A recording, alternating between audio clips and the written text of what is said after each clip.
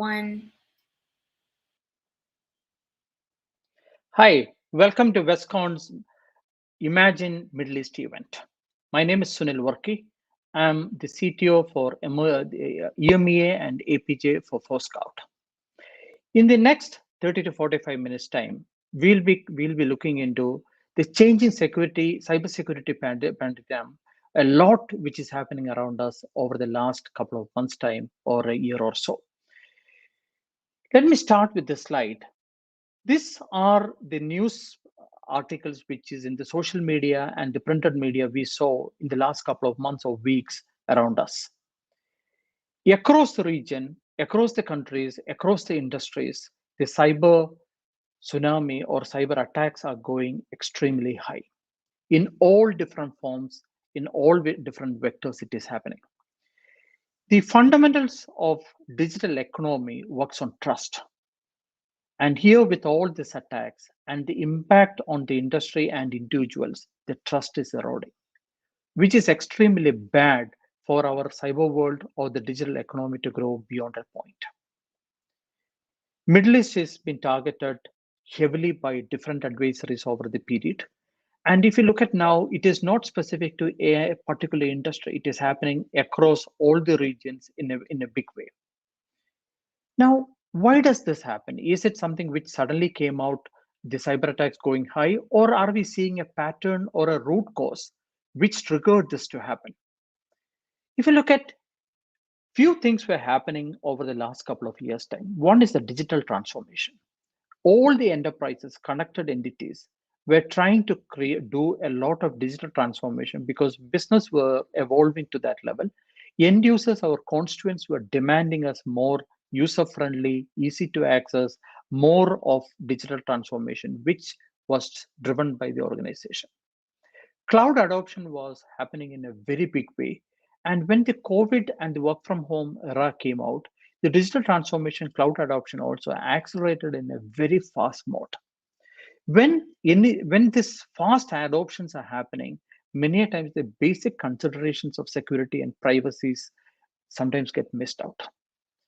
And the shadow IT is another problem we were facing for a couple of years now, maybe at least around 5 years, we are facing this problem.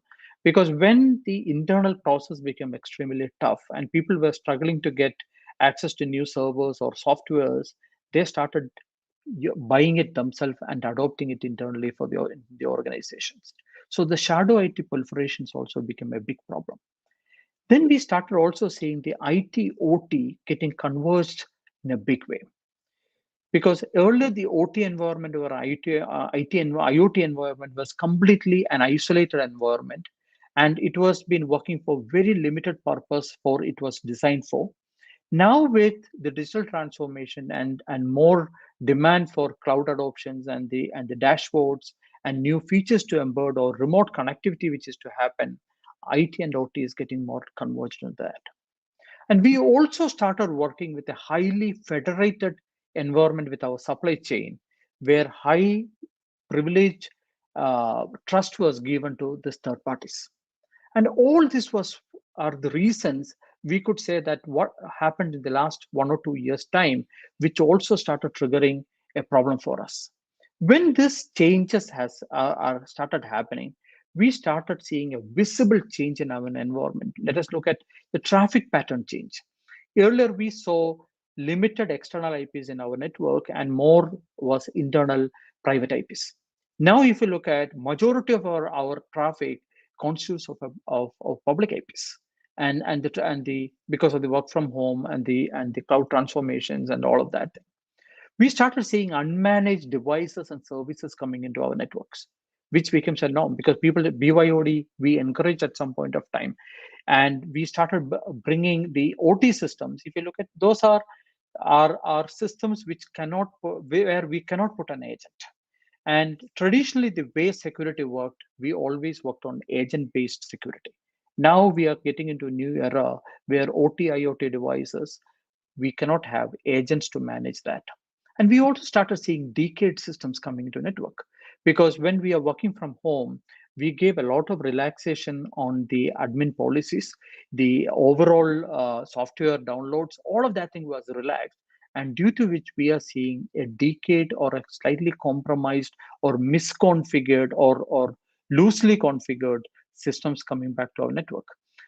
As we are finishing the COVID era to a great extent, we are now getting into hybrid work from home, hybrid working model where users will be on and off between the office and home, where this is going to continue. And that is also creating a problem for us.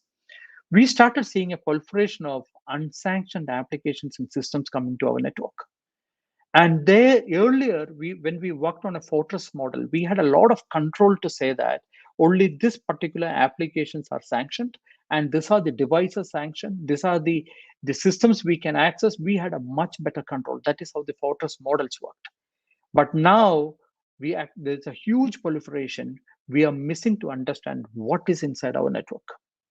And the higher privileges, access to critical services and federations also is becoming a more problem. Earlier, when we were working on the fortress model, we knew exactly what is the limited privileges we gave and where they could access.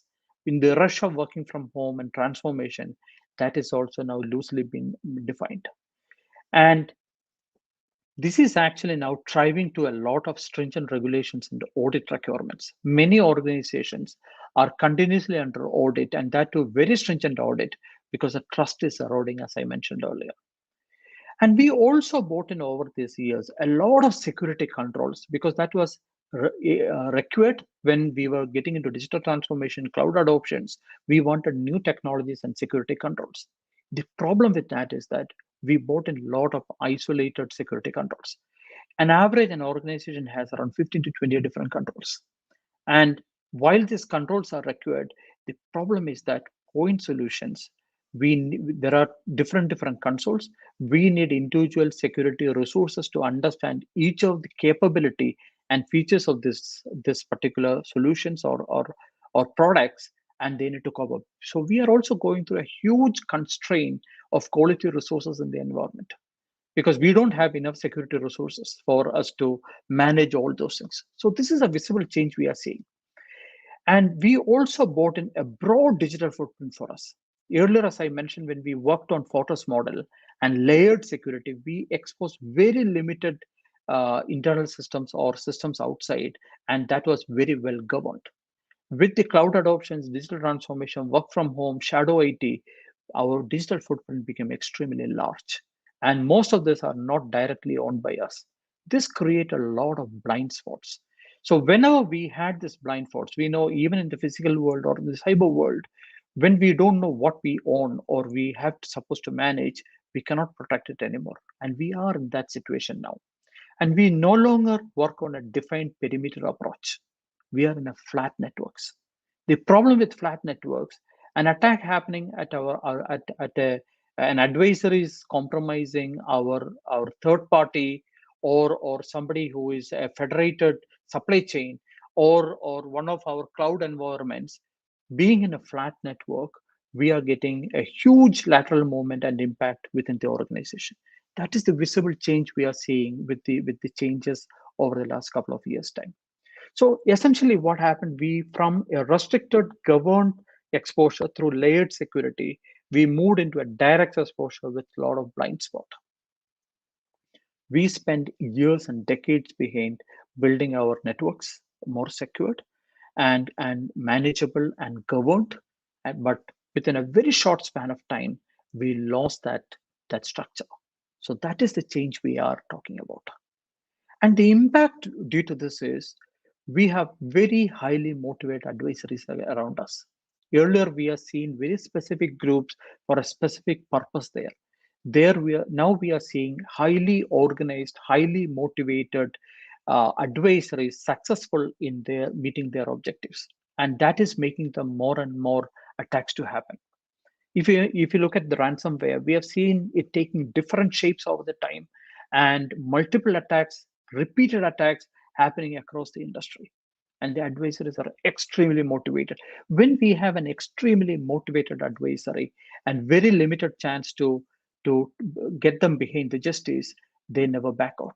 That we have seen the same thing in the physical world also. And our supply chain is becoming more vulnerable and highly compromised.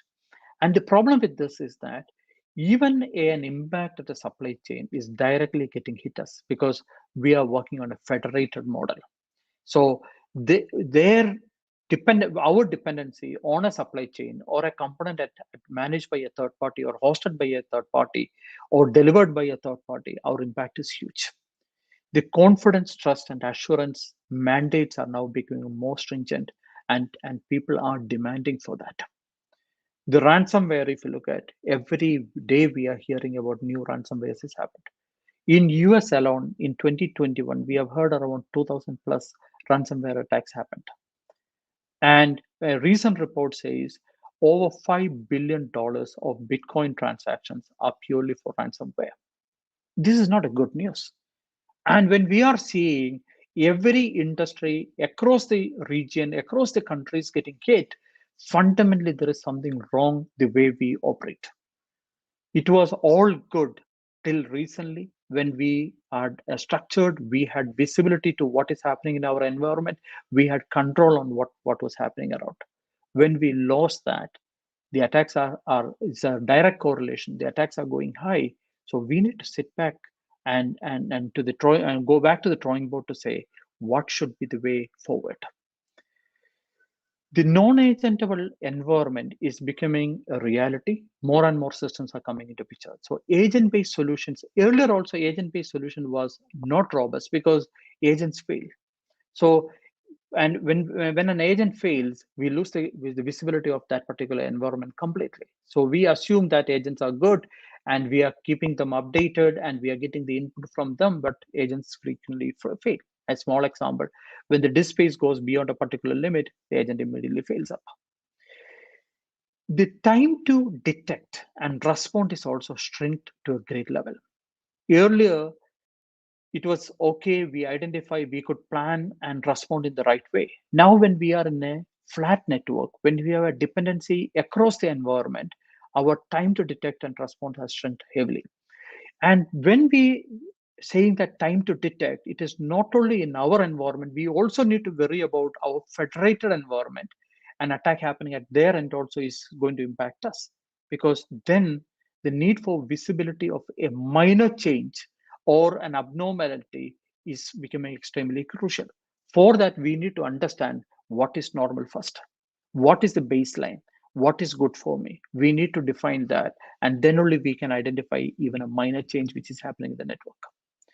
The leaked credentials and configurations over these years, if you look at we are hearing millions and millions of data getting leaked from various parties. This includes our credential, their constituents or stakeholders, or customers' credentials, configurations of various environment which they have been they've been managing. We have heard one attack in Florida where a managed service provider got impacted and all their customers were data were leaked. Assuming in that scenario, an advisory is coming with the recon phase already been taken care in the kill chain, because they have a fair understanding of a pattern of your credentials used and your configuration of your environment. So it becomes much faster and accurate attack for an advisory to succeed. And this is also mandating us to relook at the architecture of our environment, because our perimeters have vanished. We are getting into a flat network. We have a huge exposure in this area. Can we continue with our same security architecture? Because earlier architecture was very clear. All the internal transactions were all within my private IP, and only the essential services or a third internet access or a limited services outside, my traffic goes out. Now that's not the scenario. There are a lot of traffic back and forth between the cloud to your environment. So you need to relook at your security architecture. We need to look at our attack surface. That is becoming extremely, because there are two schools of thoughts in security. One school of thought says that doesn't matter what my internal environment, how much vulnerable, how many misconfiguration, or how the security awareness or the culture, I'm not trying to control that. I'm going to reinforce my perimeter. I'm going to put a lot of resources and technologies to ensure that I detect and respond to an attack coming in. The second school of thought is saying that I'm going to reduce my the overall exposures and vulnerabilities and misconfigurations and bad credentials or default credentials, everything to a considerably lower level, due to which the chances of getting attacked is limited. And that latter model is sustainable. You don't need huge budget every year to go up if you work on reducing the attack surface. Like I mentioned earlier, we have too many security controls. Can we continue to have 20 different consoles opened by different teams with different knowledge or understanding of the tools, and lack of coordination between them is limiting our time to respond in a big way? We have to relook at saying, can we do an orchestration of security controls where from a single platform can I manage everything together? My response is defined by granular policies without false positives.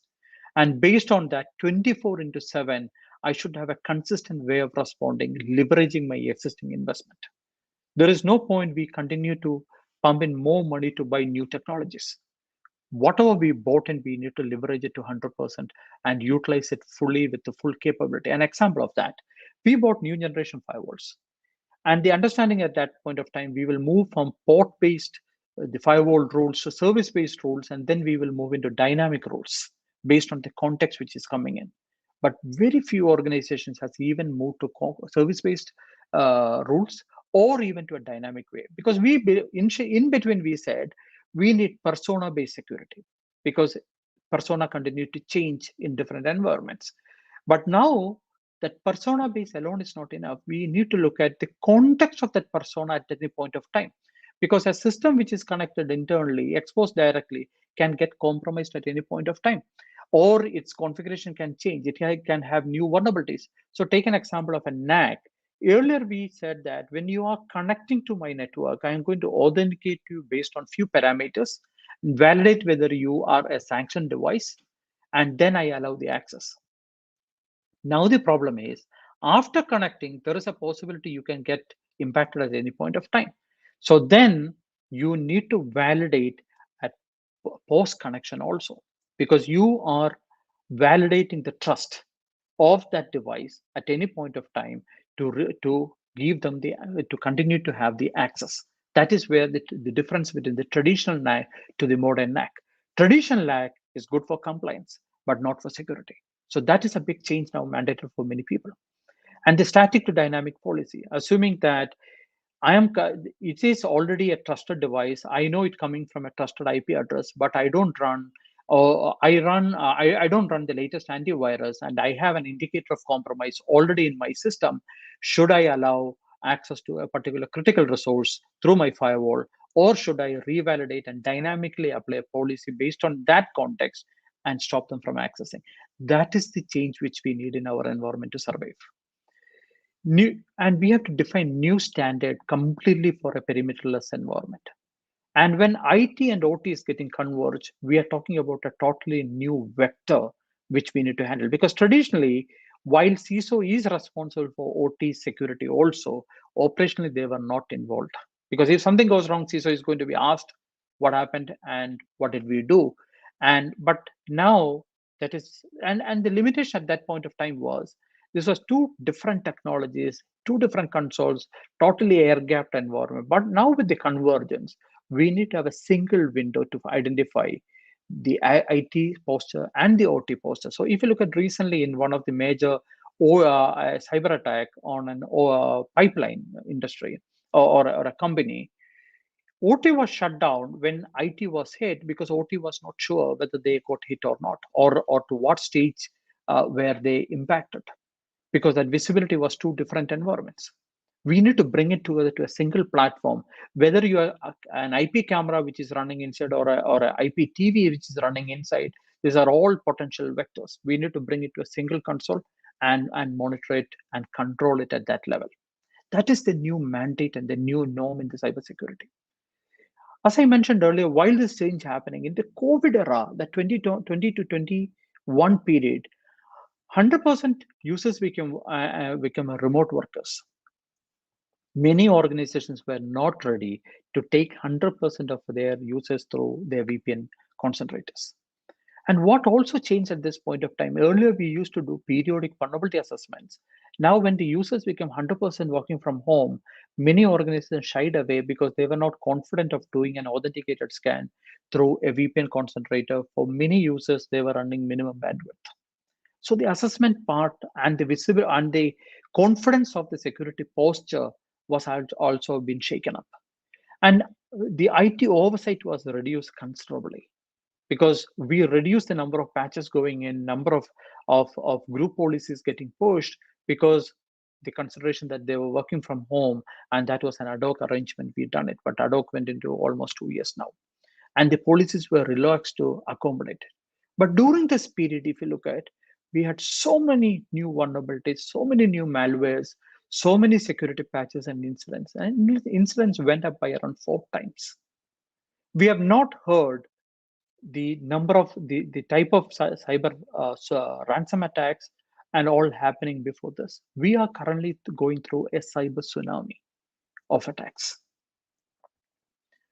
So essentially what happened is, we for a security program to work effectively, we need identity and visibility of all the users, device, information, workload, and traffic, whether it is in the cloud, on-prem, or third party. Only if this is being met, you can manage and protect an enterprise. Because all enterprises are, or all networks are not defendable. There are basic policies it should match, or there are pre-qualifications.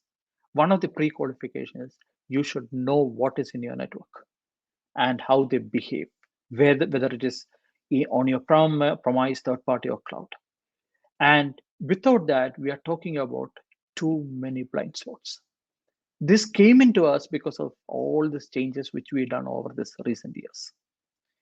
The way forward, when anytime when we say that the outcome is not meeting the desired uh, dream or objectives, then we have a problem, because we spend money on security. We worked on that to ensure that we had a secured, protected, secure environment.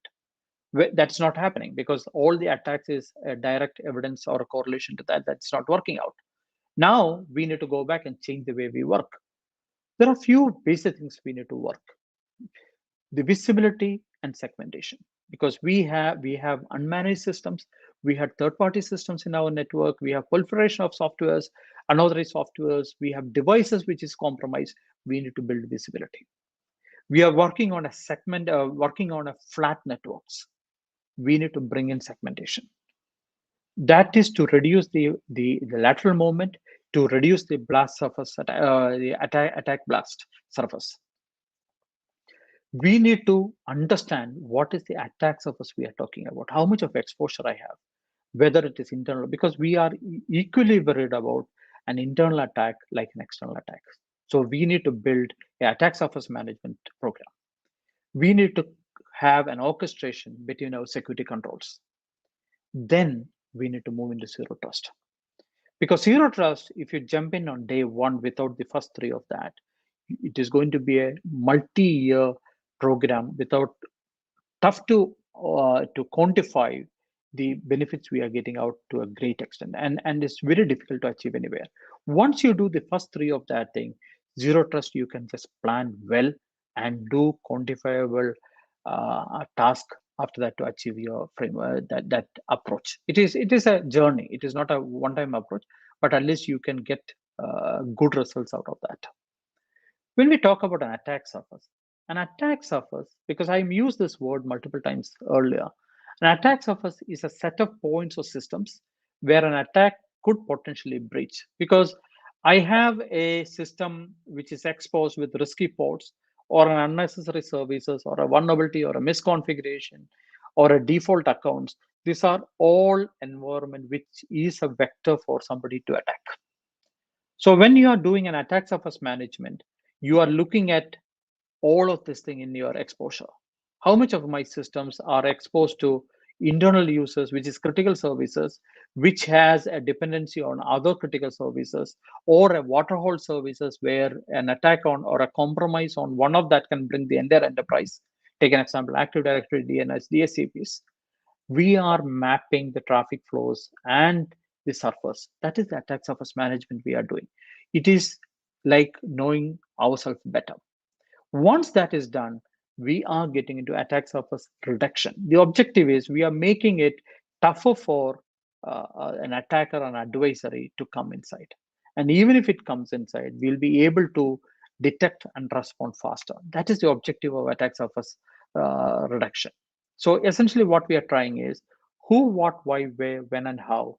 At any point of time, we should be able to do who is connected, why are they connecting, where are they coming from, what are they doing with it, and how are they doing it, whether it is an access or an activity. This is what we have to achieve with attack surface reduction. It has around six different components or phases of that. First, we go ahead and look at what is the attack surface we are talking about. Identify everything which is connected. We are not limiting to IT and OT, because the approach of limiting, saying that I do good in OT and IT is somebody else, it doesn't work anymore, because this is converging. Attacks are real between these phases. An attack at IT can reach OT, OT can reach IT. So we need to have a consolidated view and consolidated approach towards managing. So we cannot go with an agent-based solution. We need to work with agentless solutions and collect all the information. That's the discovery phase. Once it has been discovered, we need to categorize it. So when I say categorize, we need to know a device which is connected. What is that device? It is a laptop. What is it running? It is running a Windows 7. And what is running inside? It is running a medical pump inside, or a software for that. We need to build that context. Otherwise, what will happen is that when a responder or anybody get to know this mission, they will not be able to take an action because they don't know the context of the environment it comes from. Or you cannot create a granular policy based response without that context. Once the context has been on categorization has been done, we need to assess the posture of it. Yeah, what is the compliance level? What is the traffic generating from it? Is it already compromised? Where is it? Who is connecting onto it? We need to create assess for the compliance purpose, for security purpose, for response purpose. We need to. Once that is done, we are then looking at the control orchestration. So earlier on the assess phase, we also look at saying, I'm supposed to run 8 different agents inside that mission. Currently, am I running that 8? I may see only 7 in good shape, and 1 agents are not updated for a period of time. So can I do it from a single place? I need a platform where I can just push and make sure that 8 agents are running in good shape. And anything which goes or deviating from that, I can immediately take an action from it. We cannot rely on people working on limited shift period and responding to each of that, because our space is big. So much of alerts are coming out. We need a reliable platform, a single console, single platform for a unified response. And once this is done, then we are getting into the response action, the segregations. So assuming that we found a system having a problem, I am seeing an indicator of a compromise or there, or a mission with antivirus not running, or a risky one accessing a critical service. Can I immediately isolate it? Or I can segregate to a different level. I can do it only when I have a context, so that I'm not doing a false positive on that. So a mission which I know that was supposed to be removed from the network. In the paper, it has been decommissioned. Firewall rules are removed, but unfortunately, mission never plugged out of the your data center. So can I immediately take an action and isolate it completely till the decommission, or physically removing it out of it? That is attack surface reduction. If you spend time on attack surface reduction, the beauty is that you can considerably reduce the complexity of your operation, security operations, your cost, and you will have better understanding of every small activity happening over your network. And it is easy to do, because over the last couple of years, we went behind new technologies, high funder things, new concepts. But what we lost is the foundation. When the foundation is weak, we are seeing the attacks happening in a very large magnitude. That is what we need to change with it. Once we do that, we need to get into the concept of zero trust. So zero trust, starting with saying that you identified the attack surface, you started managing it. Now I am looking at mapping the data flow. An example, I have cameras there. Can I group the cameras to a single point, single segment? logically, and then look at saying that, is there any camera talking to internet? There should not be. But I need a visualization of my traffic to understand that. Or my administrator accessing an HR database. Can I see in a large environment in a single window where I can see somebody just looking? Can I write a policy and get an alert immediately when you see somebody accessing my critical services, which should not be accessed by that group? I can do that. That is where the power of platform coming into picture. Once that is all done, then you are in control of your environment. You know what is in your network. You know what is good, what is bad. You have a baseline being established. Now look at saying that, how am I going to do the micro perimeter segmentation strategy? And how am I going to build zero trust from there?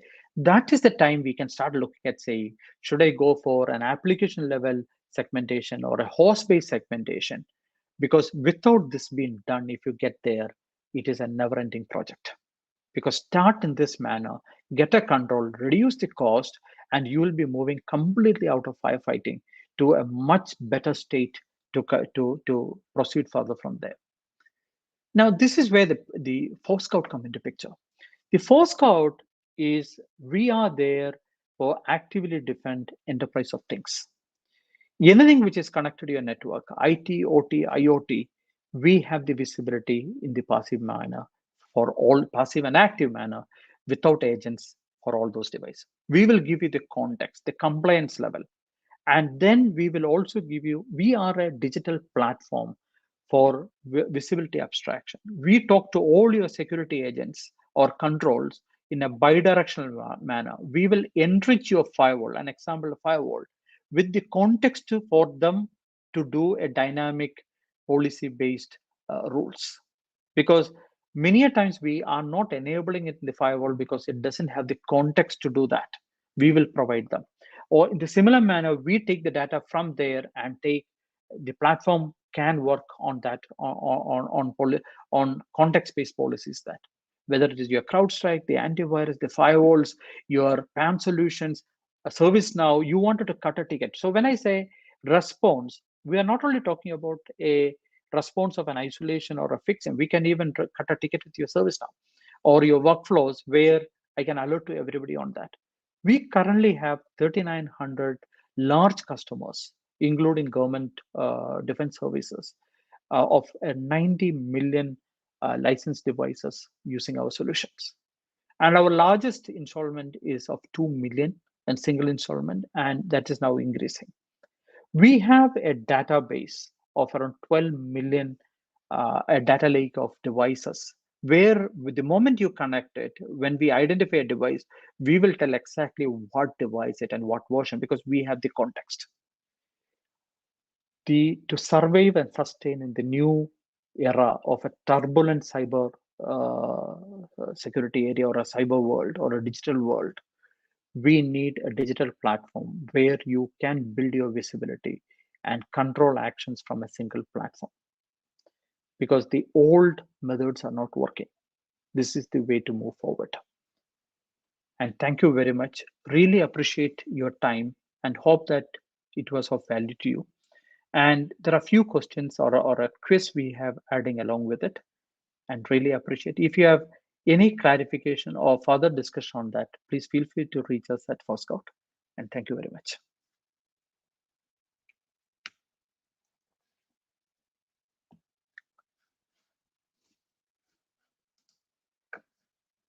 Hello.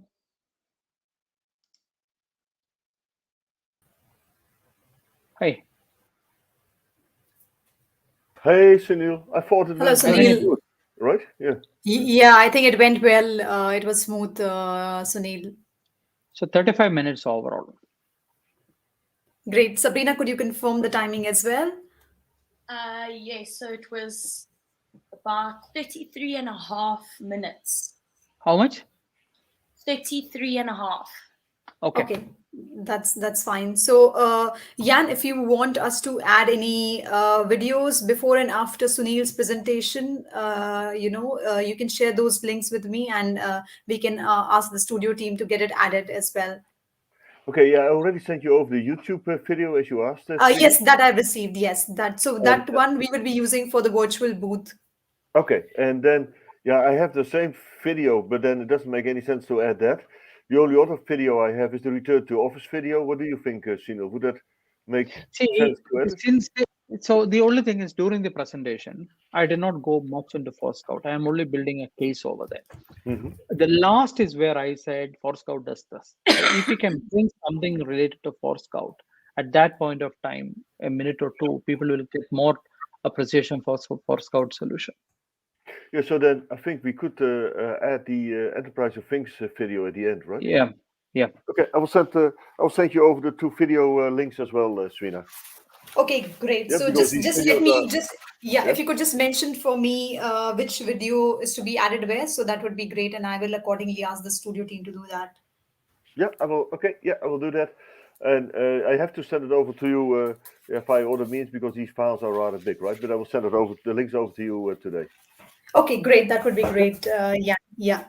So, Sunil, I think the presentation was all good. What we will do now is we will just take a small 1 minute teaser video, which we want to, promote on our social media platforms. So, as mentioned in the script, I'll just put the text here for your reference. So, all you have to say is, hello, everyone. My name is Sunil from Scout. Do you want to know more about Scout's roadmap and strategy?